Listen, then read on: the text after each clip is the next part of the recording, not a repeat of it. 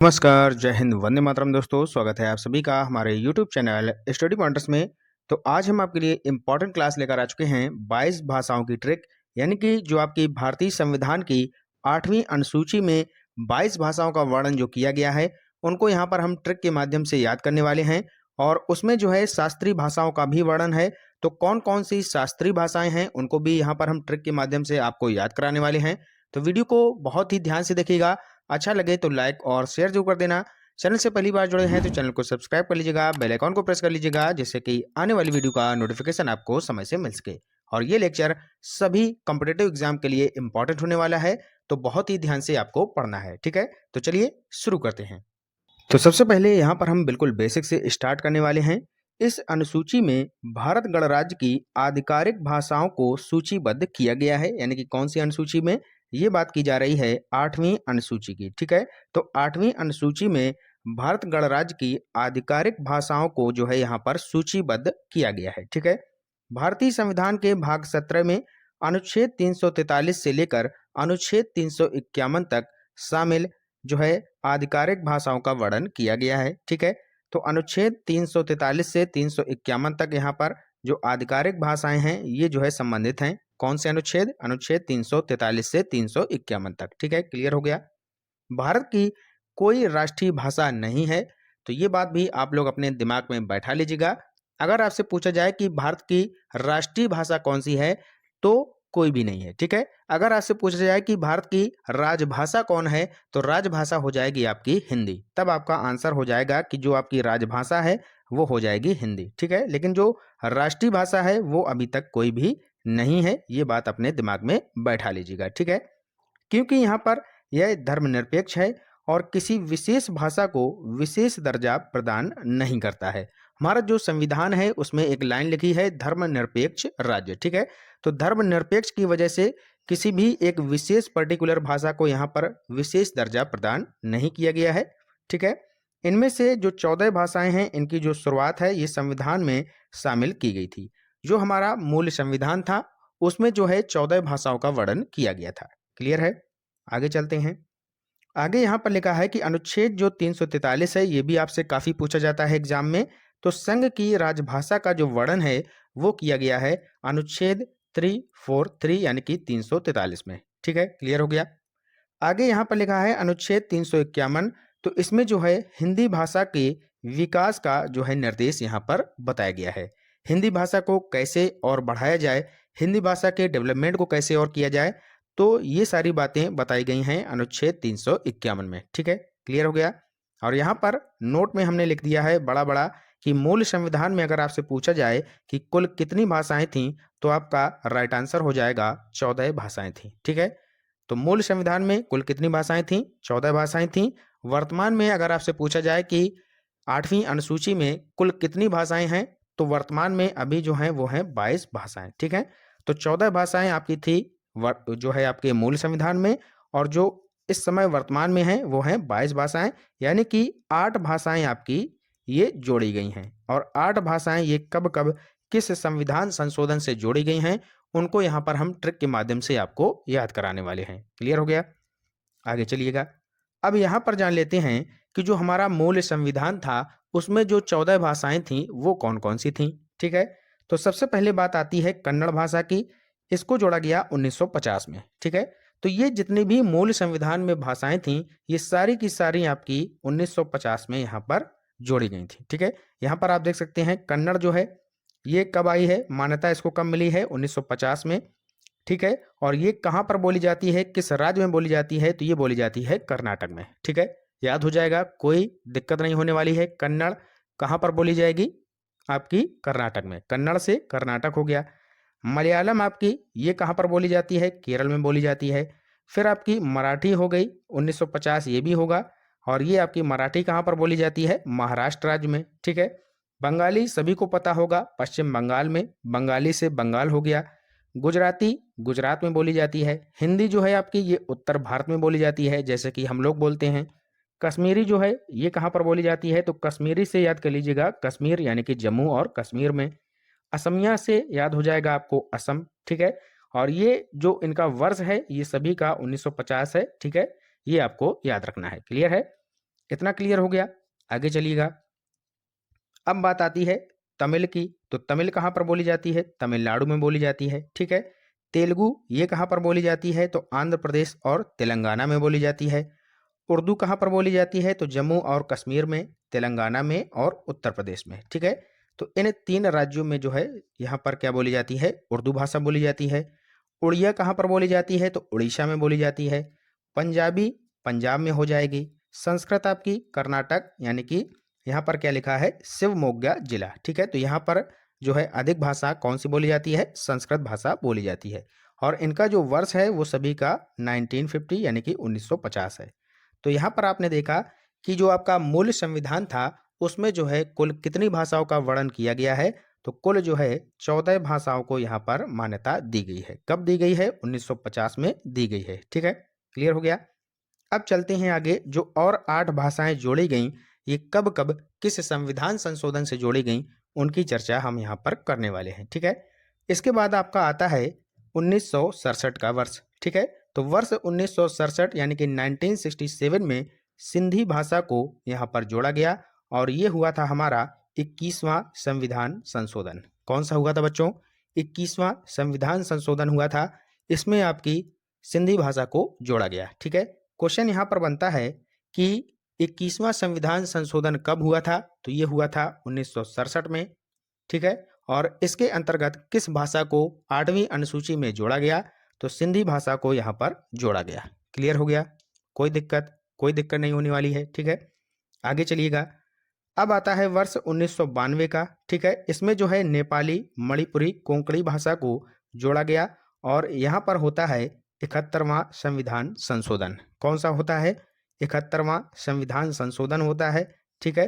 तो 71वें संविधान संशोधन से 3 भाषाओं को जोड़ा गया। कौन कौन सी भाषा थी? नेपाली, मणिपुरी, कोंकणी। याद कैसे करना है? आपको याद रखना है नमक। ये जो आपका नमक नाम यहाँ पर हमने लिखा है, इसको आपको याद रखना है, ठीक है। ना से हो जाएगा आपका नेपाली, ना से नेपाली हो जाएगा। मा से मणिपुरी हो जाएगा, ठीक है, मणिपुरी हो जाएगा। और का से हो जाएगा आपका कोंकणी, ठीक है। तो नमक आप लोग याद रखेंगे। 71वें संविधान संशोधन के द्वारा नमक को जोड़ा गया। ना से नेपाली, मा से मणिपुरी, का से कोंकणी। याद हो गया। 3 से 4 बार हमारे साथ बोलिए। जो आपका 71वां संविधान संशोधन हुआ था 1992 में हुआ था, इसके द्वारा 3 भाषाओं को जोड़ा गया। कौन कौन सी भाषा हैं? नमक को जोड़ा गया। आप लोगों को इतना याद रखना है। नमक से आप लोगों को क्या बनाना है? ना से नेपाली, मा से यहाँ पर मणिपुरी और का से कोंकणी। क्लियर हो गया। तो आपने समझा कि 71वां संविधान संशोधन आपका जो हुआ था, इसमें नमक को जोड़ा गया। ना से नेपाली, मा से मणिपुरी, का से कोंकणी, ठीक है। 3 भाषाओं को जोड़ दिया गया। तो अब टोटल कितनी भाषाएं हो गई? पहले हमारे मूल संविधान में 14 भाषाएं थीं, फिर हमने प्लस कर दिया सिंधी को, तो ये हो गई 15, ठीक है। अब यहाँ पर नेपाली, मणिपुरी, कोंकणी ये 3 भाषाओं को ऐड कर दिया, तो प्लस 3 और कर देंगे 15 में, तो अब कितनी हो गई? 18 भाषाएं, ठीक है। 18 भाषाएं हो गई। अब कितनी बची? 4 भाषाएं और बची। चलिए उनको याद कर लेते हैं। अब यहाँ पर क्या होता है कि वर्ष 2003 में 4 भाषाएं जोड़ी गईं और ये होता है हमारा 92वां संविधान संशोधन, ठीक है। 92 संविधान संशोधन होता है। इसमें जो है बोडो को जोड़ा गया, डोंगरी, मैथिली और संथाली, यानी कि इनको याद कैसे करना है? BDMS के फॉर्म में। BDMS क्या है? ये एक ट्रिक है, ठीक है। जैसे हमने नमक बताया था, वैसे यहाँ पर इंग्लिश में हमने लिखा है BDMS, ठीक है। बी से हो जाएगा बोडो, ध्यान करिएगा, बोडो। डी से हो जाएगा आपका डोंगरी, ठीक है, डोंगरी हो जाएगा। एम से हो जाएगा आपका मैथिली, ठीक है, मैथिली हो जाएगा। और एस से हो जाएगा आपका संथाली, ठीक है। BDMS यानी कि बोडो, डोंगरी, मैथिली, संथाली। BDMS, ठीक है, बोडो, डोंगरी, मैथिली, संथाली।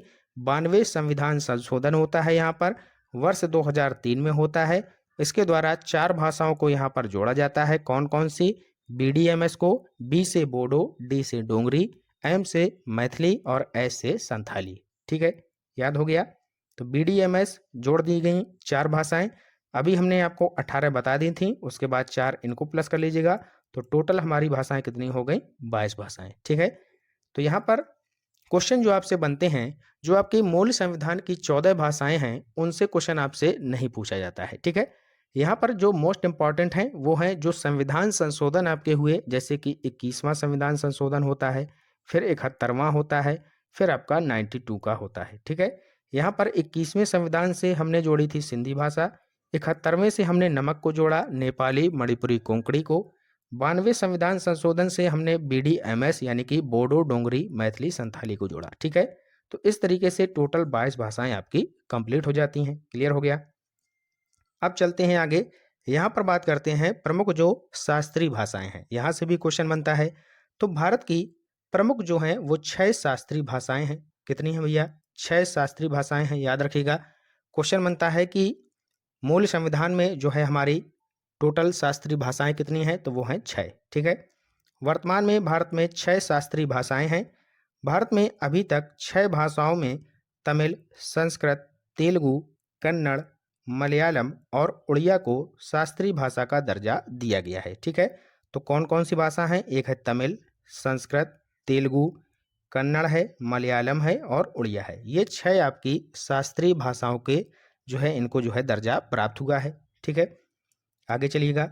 यहाँ पर ट्रिक आपको याद करनी है, जैसे कि CSK टीम आपको याद होगा IPL में खेलती है, चेन्नई सुपर किंग्स। ठीक है, महेंद्र सिंह धोनी की टीम है, सभी को पता होगा। इसी तरीके से आपको क्या याद करना है? यहाँ पर TSK याद करना है और TMA याद करना है। TSK TMA। ठीक है, तो इसको याद कर लीजिएगा। T से हो जाएगा तमिल, 2004 में इसको जोड़ा गया, शास्त्रीय भाषा का दर्जा मिला। ठीक है, संस्कृत को 2005 में मिलता है, कन्नड़ को 2008 में और तेलुगु को 2008 में, यानी कि कन्नड़ तेलुगु साथ साथ आती हैं यहाँ पर 2008 में। ठीक है, इसके बाद मलयालम 2013 में और उड़िया 2014 में। क्लियर हो गया। चलते हैं आगे। यहाँ पर आपको याद करने में सहूलियत हो जाए इसलिए हमको अलग अलग लिख दिया है। ठीक है, कैसे करना है? तमिल 2004, संस्कृत 2005, यानी कि 4 और 5, तमिल और संस्कृत यानी कि TS। क्लियर हो गया। 2008 में आपकी 2 भाषाएं हैं, कन्नड़ और तेलुगु। याद कर लीजिएगा, कन्नड़ और तेलुगु 2008 में बनती हैं, शास्त्रीय भाषाओं का दर्जा मिलता है। इसके बाद फिर से क्रम में आ जाइएगा, 2013-2014 में मलयालम और उड़िया। ठीक है, क्लियर हो गया।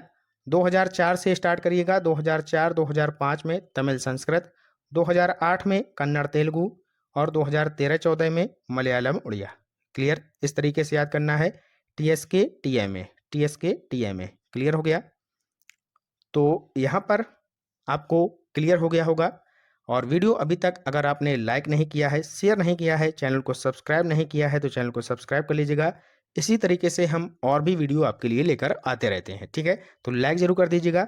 अब चलते हैं क्वेश्चंस के ऊपर कि क्वेश्चन आपके कैसे पूछे जाते हैं। ठीक है, जितना अभी हमने कॉन्सेप्ट में आपको बताया है वहीं से ये क्वेश्चन हमने निकाले हैं। ठीक है, बहुत ही ध्यान से करिएगा, कोई भी क्वेश्चन आपको गलत नहीं करना है। ठीक है, तो पहला क्वेश्चन यहाँ पर पूछा गया है कि मूल संविधान में कुल कितनी भाषाएं थीं? बताइएगा। हमने आपको चिल्ला चिल्ला कर अभी बताया है, मूल संविधान में टोटल 14 भाषाओं का वर्णन किया गया है। कहाँ पर दिया गया है? ऑप्शन नंबर C में दिया गया है, तो ऑप्शन नंबर C हमारा करेक्ट हो जाएगा। ठीक है, तो मूल संविधान में कुल कितनी भाषाएं थीं? 14 भाषाएं थीं। क्लियर हो गया। अगला क्वेश्चन बताइएगा, मूल संविधान में निम्न में से कौन सी भाषा शामिल नहीं थी? तो नहीं को बहुत ही ध्यान से पढ़ना है। मूल संविधान में निम्न में से कौन सी भाषा शामिल नहीं थी? तो उन 14 जो हमने 14 भाषाएं आपको बताई थी उनमें से कौन सी भाषा इसमें नहीं है, ये आपको बताना है। असमिया थी, बिल्कुल थी, मराठी भी थी, सिंधी नहीं थी। ठीक है, सिंधी नहीं थी भैया, ये आई है 1967 में। संविधान संशोधन हुआ था आपका 21वां, वहां से इसको लाया गया है। ठीक है, तो सिंधी भाषा मूल संविधान में नहीं थी। ठीक है, ऑप्शन नंबर C हमारा राइट आंसर हो जाएगा। ठीक है, हिंदी यहाँ पर थी, ये भी आपका सही है। क्लियर हो गया। तो सिंधी भाषा यहाँ पर शामिल नहीं थी मूल संविधान में, ये आपकी जोड़ी गई 1967 में 21वें संविधान संशोधन के द्वारा। आगे चलिएगा। अगला क्वेश्चन बताइएगा, 1992 में निम्न में से कौन सी भाषा 8वीं अनुसूची में शामिल की गई?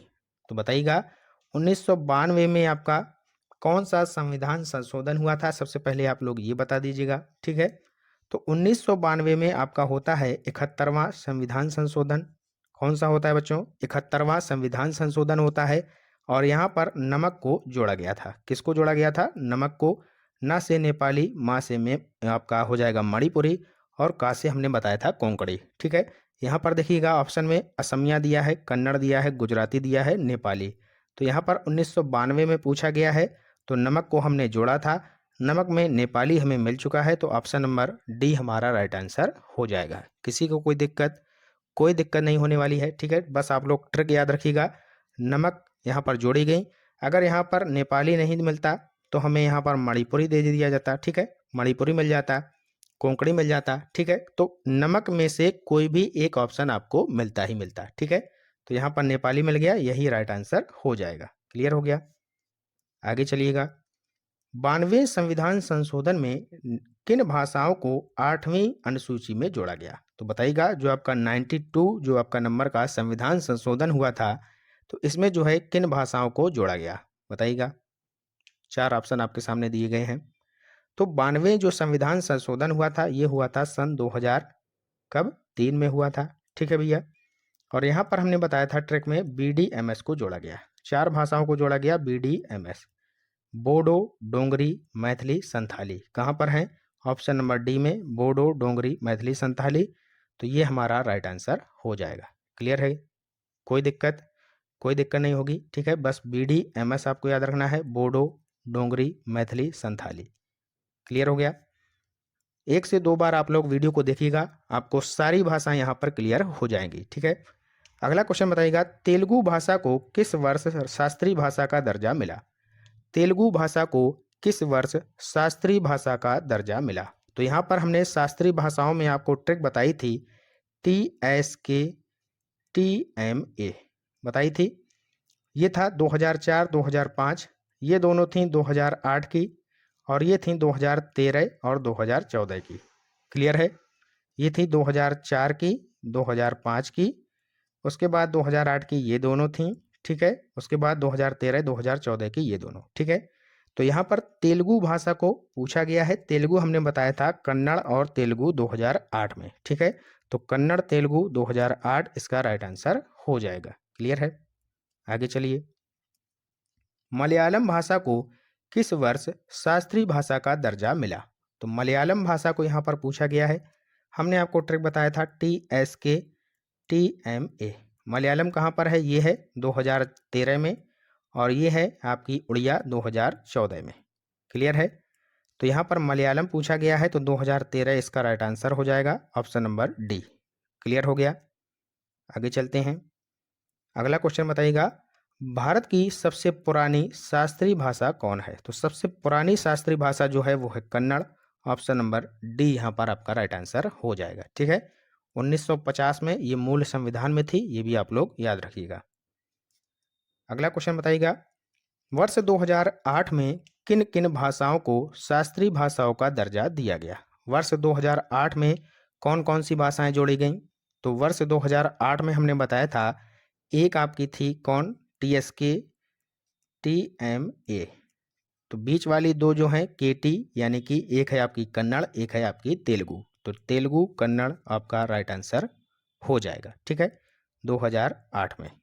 क्लियर है, अगला क्वेश्चन, वर्तमान में भारतीय संविधान में कुल कितनी भाषाओं का वर्णन है? तो कुल 22 भाषाओं का वर्णन है, बहुत ही सिंपल है, ऑप्शन नंबर बी यहाँ पर राइट आंसर हो जाएगा। ठीक है, मूल संविधान में 14 थी, उसके बाद 8 और जोड़ी गई, तो टोटल हो गई 22। क्लियर, नेक्स्ट क्वेश्चन, और ये होगा आज की क्लास का अंतिम प्रश्न, वर्तमान में शास्त्रीय भाषाओं की संख्या कितनी है? तो वर्तमान में शास्त्रीय भाषाओं की संख्या है 6। TSK TMA 2004 में, ठीक है, ये आई थी, उसके बाद 2005 में ये हो जाएगी। 2004 में कौन थी? तमिल थी। 2005 में कौन थी? संस्कृत थी। फिर इसके बाद ये दोनों आई हैं 2008 में, कन्नड़ और तेलुगु। इसके बाद 2013 में आई मलयालम, और 2014 में आई आपकी उड़िया। क्लियर है, TSK TMA आप लोग याद रखिएगा, सभी भाषाएं आपको शास्त्रीय भाषाएं याद हो जाएंगी। ठीक है, तो ये था हमारा आज का इम्पोर्टेंट लेक्चर। वीडियो आपको कैसा लगा जरूर बताएं। मिलते हैं अगली क्लास में एक और नई ट्रिक के साथ, तब तक के लिए पढ़ते रहिए और आगे बढ़ते रहिए। जय हिंद, जय भारत।